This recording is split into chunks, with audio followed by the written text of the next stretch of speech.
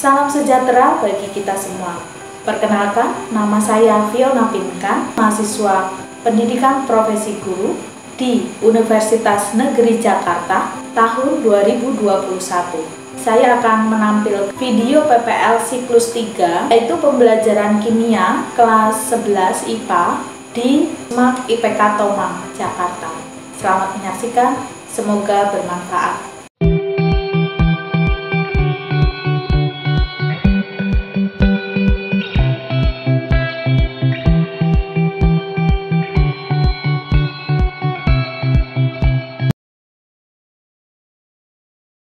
Selamat pagi.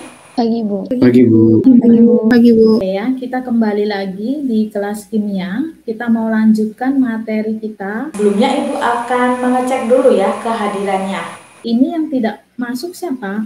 Kevin. Hari ini yang tidak masuk ada Kelvin, karena dia tadi izin sakit, sama Van Diego juga. Terima kasih. Kita mau mulai hari ini ya. Kita mau berdoa terlebih dahulu. Minta tolong dipimpin doa Charlene ya. Bu Fiona dan teman-teman, mari kita satu dalam doa. Berdoa dan mengucap syukur. Amin. Amin. Terima kasih Charlene. Sudah siap belum mulai pelajaran hari ini? Siap, Bu.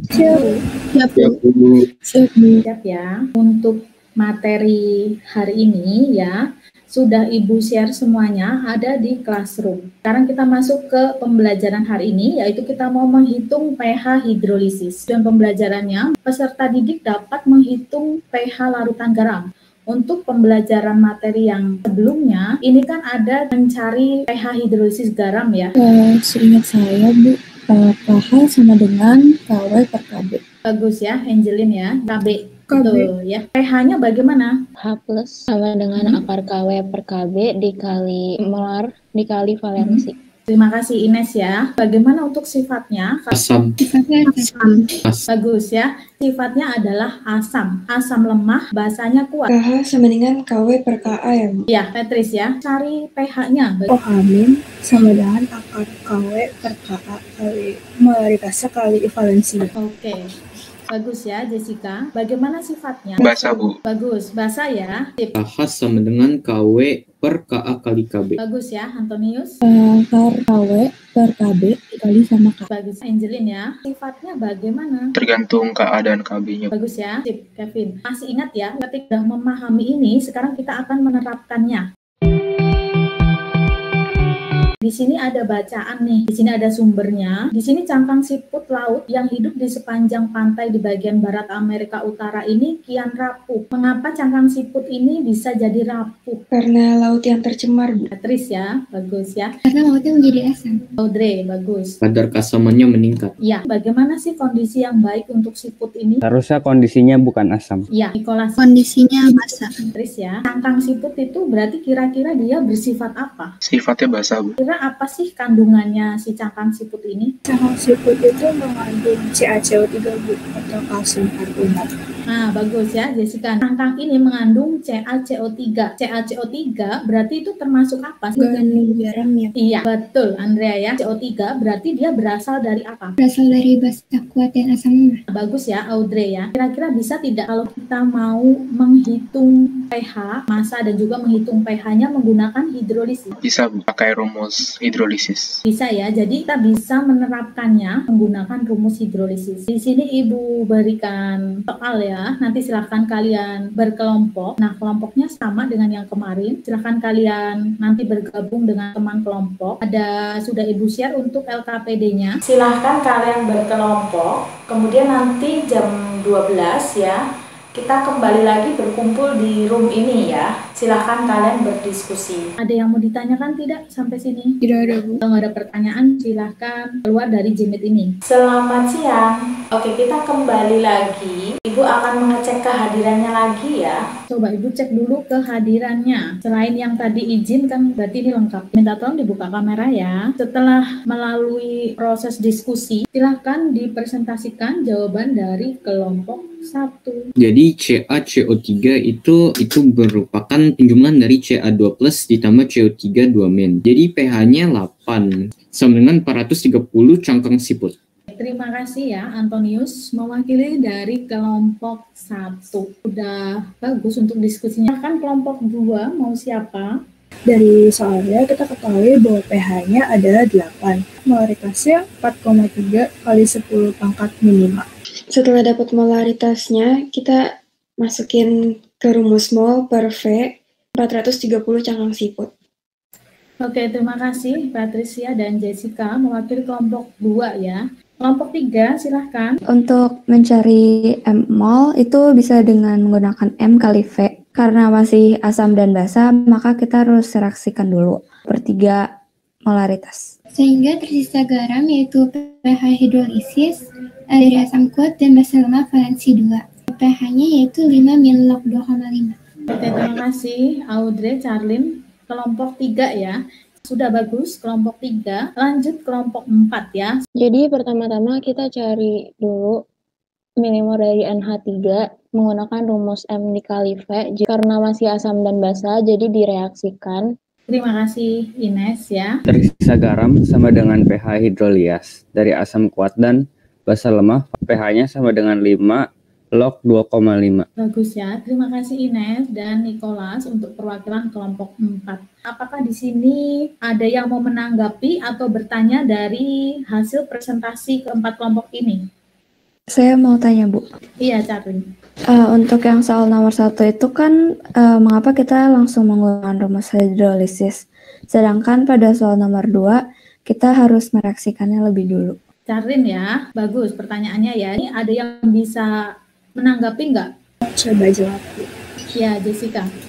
Ya, jadi kalau soal nomor 1 itu dia kan sudah bentuknya garam, jadi bisa langsung masuk ke rumus. Kalau nomor 2 itu kan masih berupa asam dan basa, jadi harus direaksikan terlebih dahulu. Bagus ya Jessica ya. Jadi menurut Jessica, soal nomor 1 ini sudah berbentuk garam. Kemudian yang nomor 2 ini belum berupa garam. Jadi dia soalnya itu masih berupa asam dan basa. Ya, betul tadi yang Jessica katakan. Kalau sudah berupa garam, berarti kita bisa langsung masuk ke dalam rumus pH hidrolisis karena dia sudah termasuk garam. Nah, untuk soal nomor 2, karena dia ini masih berupa asam dan basa, maka kita harus reaksikan terlebih dahulu, itu ya. Nah, kemudian dilihat juga direaksikan terlebih dahulu, kemudian kita menggunakan pH hidrolisis itu ketika apa? Ketika yang terbentuk siapa di sini nih? Yang terbentuk adalah garam ya. Yang terbentuk garam, kemudian asam dan basanya di sini habis bereaksi semuanya. Baru dia boleh menggunakan pH hidrolisis. Kemudian ada lagi, pertanyaan lagi. Saya mau nanya. Iya, Nicholas. Di soal nomor 2, mengapa valensinya ditulis dengan 2, sedangkan untuk nomor 1 valensinya adalah 1? Terima kasih Nicholas ya untuk pertanyaannya. Ada yang mau menanggapi tidak? Mungkin saya bisa bantu jawab, Bu. Di soal nomor 1, valensi garamnya hanya 1, sedangkan nomor 2, valensi garamnya 2. Ini bisa kita lihat dari NH4 2SO4, NH4 di sini valensinya adalah 2. Oke, bagus ya Stella. Terima kasih. Valensi dari NH4 2SO4 itu kan 2. Nah, dapat 2 itu dari mana? Coba kita perhatikan lagi untuk NH4 2SO4. Oke, ada lagi? Paham, Bu? Paham ya. Ada lagi pertanyaan yang lain? Tidak ada, Bu. Sudah jelas. Sudah jelas, Bu. Sudah jelas. Sudah jelas ya. Nggak ada pertanyaan berarti? Kalau tidak ada pertanyaan, kemudian kita masuk kesimpulan ya. Nah, silakan kalian sampaikan apa kesimpulan pembelajaran hari ini. Dapat menentukan pH larutan garam. Audrey, bagus ya. Good. Berarti Audrey jawab dapat menentukan, menghitung pH larutan garam. Oke, terima kasih Audrey. Ada lagi? Jika sudah berbentuk garam, jadi bisa langsung dimasukkan ke dalam rumus, Bu. Stella ya, kalau dia sudah berupa garam, maka dia bisa dimasukkan langsung ke dalam rumus pH hidrolisis. Bagus, terima kasih Stella. Ada lagi yang lain? Jika dia masih berupa asam atau basa, maka harus direaksikan terlebih dahulu. Bagus ya Andrea ya. Jadi ketika dia itu masih berupa asam atau basa, soal yang nomor 2 tadi, maka kita harus mereaksikannya terlebih dahulu. Bagus Andrea. Ada lagi yang lain? Saat direaksikan, asam basa itu habis bereaksi, sedangkan garam itu hanya bersisa. Oke, terima kasih Ines. Bagus ya. Jadi ketika dia direaksikan, maka asam dan basanya itu harus habis bereaksi dan yang tersisa hanya garam. Betul, ini sip. Ada lagi yang lain? Jangan lupa untuk memasukkan valensi ke rumus. Oke, sip. Jangan lupa memasukkan valensi ke dalam rumus ya. Jadi perlu kita lihat lagi valensinya, bagian yang lemah, itu valensinya berapa, kemudian dimasukkan ke dalam rumus. Jadi perlu teliti lagi untuk memasukkan valensi. Oke, terima kasih. Ada lagi yang lain? Sudah? Kemudian untuk refleksi pembelajaran hari ini, apakah ada masalah tentang sinyal atau bagaimana tadi untuk pembelajaran secara berkelompoknya, apakah bisa berjalan dengan lancar atau ada kendala? Yang kalian dapatkan apa? Dapat menggunakan hidrolis untuk kehidupan kita sehari-hari. Oke, terima kasih Patrice ya, bagus. Jadi ternyata kita bisa menggunakan hidrolisis untuk kehidupan kita sehari-hari. Kemudian ada yang lain ketika proses pembelajaran ini, apa ada kendala untuk hari ini? Aman Bu, diskusi kelompok berjalan lancar. Aman ya, jadi diskusi kelompok juga bisa berjalan, aman untuk koneksi juga sebagian besar hari ini aman ya. Oke ya, puji Tuhan ya. Ada lagi? Bu. Aman, oke, aman terkendali. Terima kasih. Kalau sudah, sekarang Ibu akan masuk ke soal evaluasi ya. Silahkan kalian cek classroom kalian. Di sini ada soal evaluasi, live worksheet ya. Silahkan kalian kerjakan. Oke, sudah ya. Untuk hasilnya beberapa sudah memuaskan ya. Mungkin ada yang perlu diteliti lagi, mungkin ada yang kelupaan memasukkan valensi. Tapi nggak apa-apa, sebagian besar sudah banyak yang benar. Kemudian ada pertanyaan tidak untuk pembelajaran hari ini? Tidak ada, Bu. Tidak ada. Oke, jika sudah tidak ada lagi yang ditanyakan, pembelajaran untuk hari ini cukup sampai di sini ya. Nanti kita akan lanjutkan lagi di pembelajaran selanjutnya, yaitu masuk ke latihan soal. Minta tolong dipimpin doa, kemudian nanti bisa dilanjutkan dengan memberi salam. Minta tolong doa tutup Stella, kemudian nanti bisa dilanjutkan salam oleh dipimpin sama Kevin. Ibu Fiona dan teman-teman, mari kita berdoa. Terima kasih Tuhan, dalam nama Tuhan Yesus kami telah berdoa. Amin. Terima kasih Stella, minta tolong Kevin disiapkan. Siap beri salam.